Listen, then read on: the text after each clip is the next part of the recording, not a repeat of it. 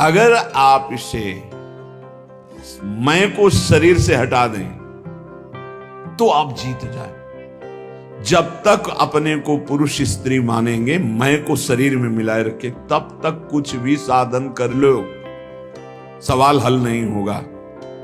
और यह होता है स्वीकृति से। स्वीकृति से बड़ा परिवर्तन सूक्ष्म शरीर पर पड़ता है आपकी स्वीकृति का। जैसे हम पहले सन्यास में थे तो स्वीकृति हो गई कि अब सन्यासी, तो स्वप्न में अपने को सन्यासी ही देखते थे। अब जब स्वीकृति हुई, मैं श्री जी के चरणों का दास, अब स्वीकृति, तो इस सूक्ष्म शरीर स्वप्न में यही दर्शन कराता है। जब स्वीकृति हुई, मैं श्री जी की सहचरी, तो उस स्वीकृति में ना ये भेष होगा, ना पुरुष शरीर होगा, वही स्वीकृति। स्वीकृति कर लिया मैं स्त्री मैं पुरुष, इसी स्वीकृति में सारे दोष बैठे हुए हैं। स्वीकृति कर लिया मैं प्रभु का दास, इसी स्वीकृति में आपको निर्दोष करने की सामर्थ्य मिलेगी। पूर्ण निर्दोष अवस्था इसी में। आपकी स्वीकृति कमजोर है। आपसे एक शब्द में कहें तो पूरा का पूरा खेल स्वीकृति का है। वेदांत केवल तुम्हारी स्वीकृति को बदलता है। कौन हो तुम? बोले तुम ब्रह्म हो, तत्त्वमसि। तत् वह जो परमात्मा तत्व है, त्वम असि तुम ही हो। स्वीकृति करो।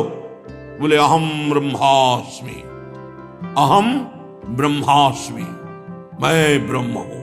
स्वीकृति। तो बोले अहम ब्रह्मास्मि, अहम ब्रह्मास्मि। तो क्या हुआ? बोले ब्रह्मविद ब्रह्मयु भवति, वो ब्रह्म हो गया। मैं पुरुष में स्त्री तो भोगी हो गया। नारकी गतियों को प्राप्त कराने वाली चेष्टाएं शुरू हो गई। खास बात समझनी, मैं को शरीर में स्थापित करना दुर्गति का कारण है। मैं को ब्रह्म में, मैं को भगवान के चरणों में, नाम में, रूप में, लीला में, धाम में स्थापित करना। मैं प्रभु का दास हूं, इसलिए अपने स्वामी का हर समय नाम जप करता हूं। मैं प्रभु का दास हूं, इसलिए हर चेष्टाएं अपने प्रभु की प्रसन्नता के लेकर बदल गया, जीवन बदल गया। जब हम प्रभु के चरणारविंद की शुद्ध शरणागति स्वीकार कर लेते हैं तो हर विधान बड़ा मंगलमय होने लगता है। एक बार गीता वाटिका गोरखपुर में अखंड नाम संकीर्तन चल रहा था। पूज्य भाई जी श्री हनुमान प्रसाद पोद्दार जी महाराज की कृपा से बहुत ही मांगलिक दिन कट रहे थे। भगवत चर्चा हो रही, अखंड नाम कीर्तन हो रहा, बड़े बड़े महापुरुष आ रहे हैं। तो बहुत से संत महात्मा भी वहीं विराजमान थे।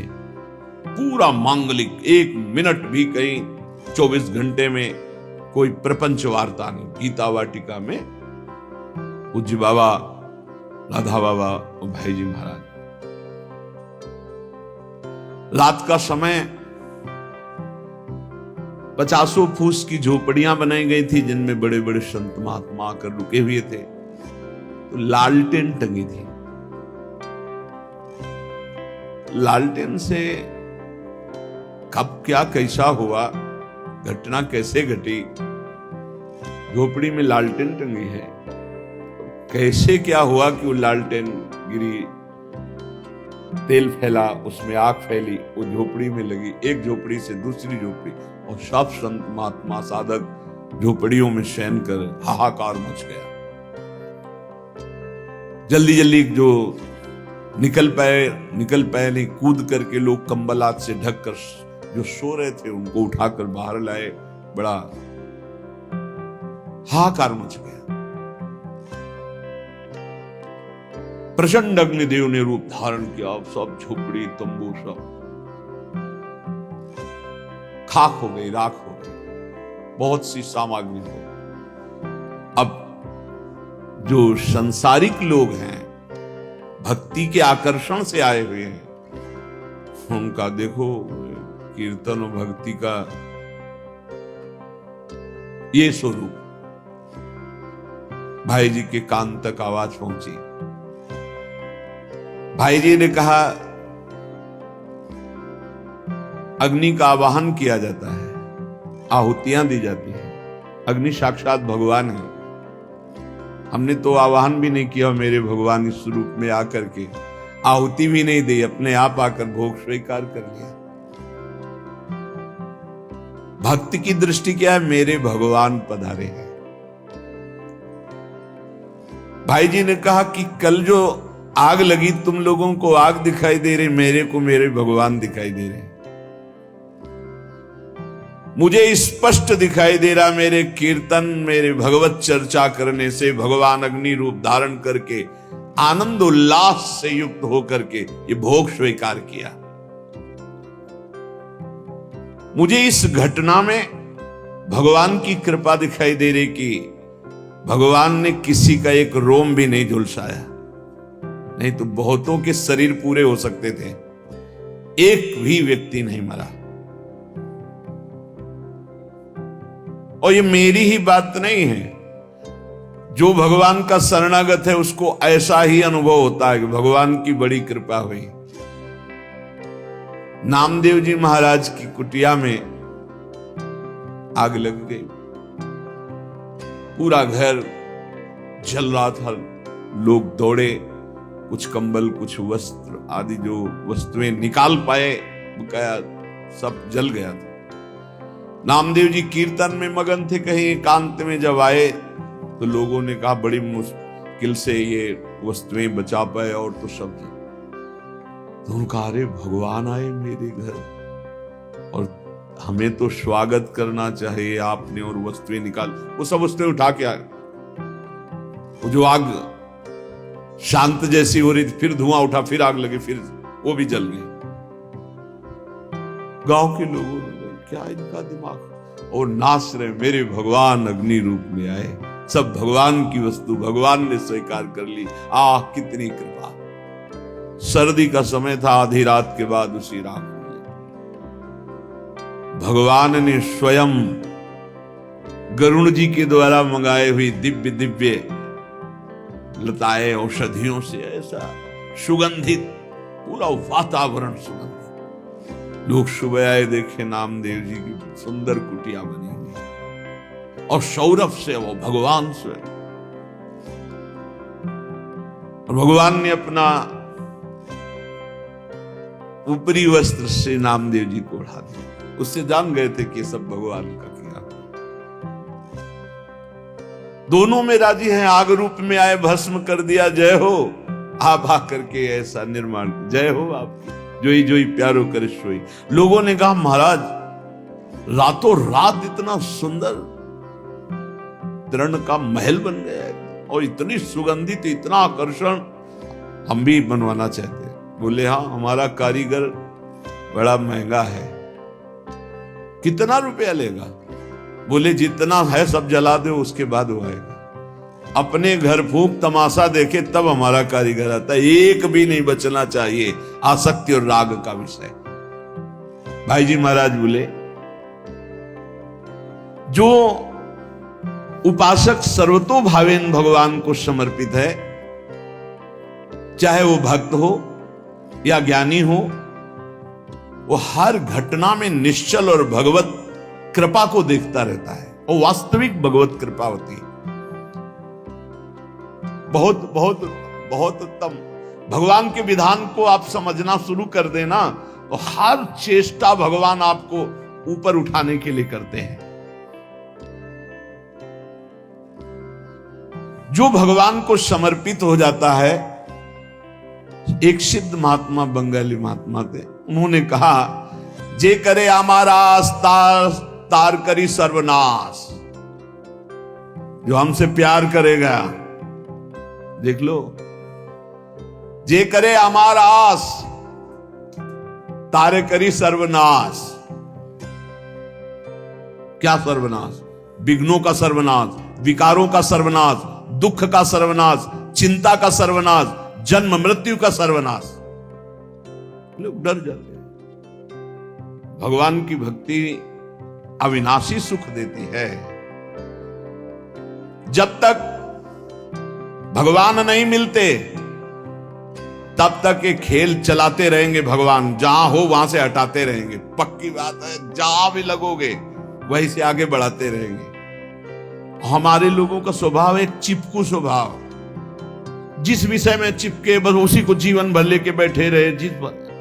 जिस बात को, जिस घर, जिस मकान, जिस शरीर, उसी में जितना कर लिया वो उतना ही, आगे नहीं। सच्चिदानंद तक पहुंचने के लिए भगवान कह रहे जे करे हमारा अस्तार करे सर्वनाश। जहां चिपकोगे वहीं दिया सिलाई लगा दी, आगे बढ़ो, आगे बढ़ो। और ऐसी जगह पहुंचा दिया जहां दो बचे ही नहीं। प्रेम गलियत साकरी तामे दो, दो नहीं है, दो नहीं, पक्का दो नहीं भाई, एक ही एको ब्रह्म द्वितीयो नास। पक्का समझो, द्वितीयो नास्ति। ये जो दो दिखाई दे रहा है, द्वैत दिखाई दे रहा है, इसी का सर्वनाश करते हैं भगवान। इसी का नाश करते हैं, द्वैत का नाश करते हैं, अनेकत्व का नाश करते हैं, विकारों का नाश करते हैं। इसीलिए सर्व शब्द है। जो नहीं समझता इस बात को, वो उस प्राकृतिक बातों में ले जाता है। जब तक ये शरीर मेरा है तब तक भगवत साक्षात्कार नहीं होगा। सुन लीजिए, जब तक धन मेरा है, मकान मेरा है, रिश्तेदार मेरे, नातेदार मेरे, संबंधी मेरे, भगवान की अनुभूति नहीं होगी।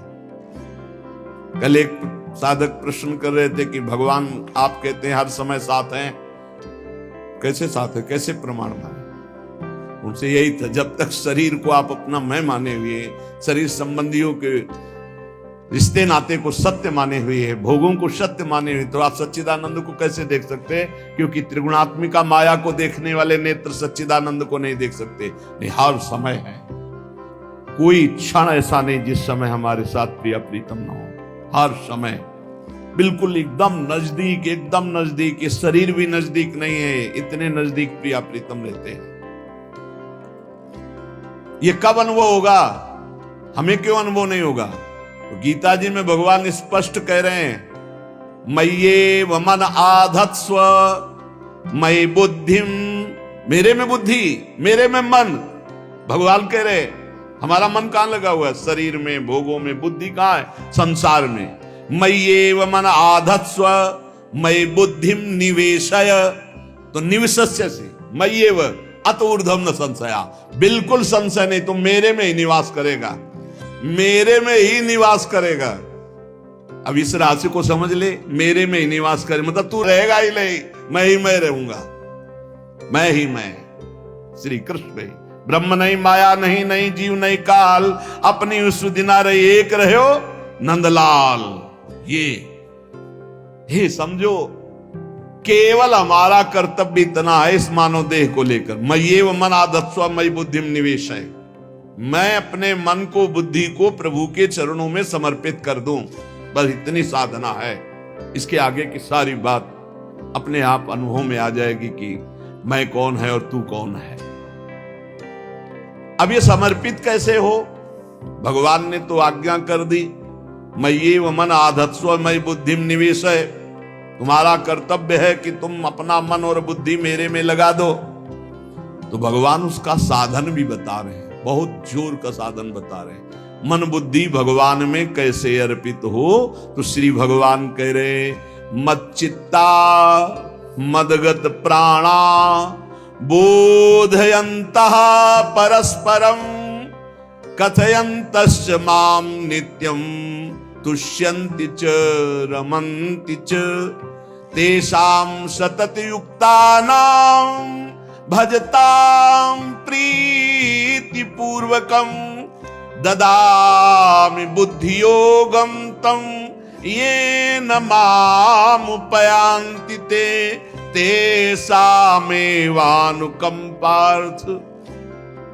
साथ में ये भी है, तेषामेवानुकंपार्थ महमज्ञानजं तमः नाशयाम्यात्म भावस्थो ज्ञान दीपेन भास्वता। तेसा मेवानुकंपा, मेरी कृपा से। हमें क्या करना है? हमें भगवान में चित्त को जोड़ना है, ये हमारा कर्तव्य है। अंतःकरण एक ही है, उसको लक्षणों के कारण 4 कहा गया है। अंतःकरण चतुष्टय, एक ही को 4 रूप में कहा। जो निश्चय करने के कारण उसे बुद्धि कहा गया, मनन करने के कारण मन कहा गया, चिंतन करने के कारण चित्त कहा गया, और स्वीकृति क्रियाओं की, भोक्तापन भाव की, तो उसे अहंकार कहा गया।